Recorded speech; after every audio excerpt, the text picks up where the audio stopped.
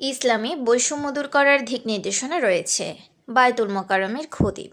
জাতীয় মসজিদ বায়তুল মোকাররমের খতিব মুফতি আব্দুল মালেক বলেছেন, সংস্কার, সমতা, বৈষম্য দূরীকরণ সহ সব বিষয়ে সঠিক ও পূর্ণাঙ্গ নির্দেশনা কোরআনে ও নবীজির জীবনাদর্শে আছে। আমাদের দেশের বর্তমান সংকটময় মুহূর্তে বিভিন্ন সেক্টরে সংস্কারের কথা উচ্চারিত হচ্ছে। এসব সংস্কার কোরআন ও নবীজি সাল্লাল্লাহু আলাইহি ওয়াসাল্লামের আদর্শের আলোকেই করতে হবে। মুফতি আব্দুল মালেক বলেন, বাংলাদেশে মুসলিম সবাই ইনসাফের সাথে তাদের অধিকার নিয়ে বসবাস করবে, কিন্তু বৈষম্য দূর করা বা সংস্কার, সমতা বিধানের নামে নতুন বৈষম্য তৈরি করা অথবা ইসলাম বিরোধী কোনো নিয়মকানুন বা সংস্কৃতি আমদানি করার সুযোগ নেই।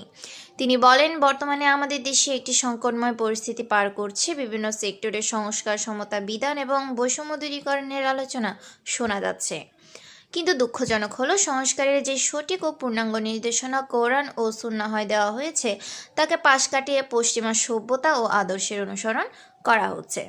মনির হোসেন, ডাক বাংলা টিভি, ঢাকা।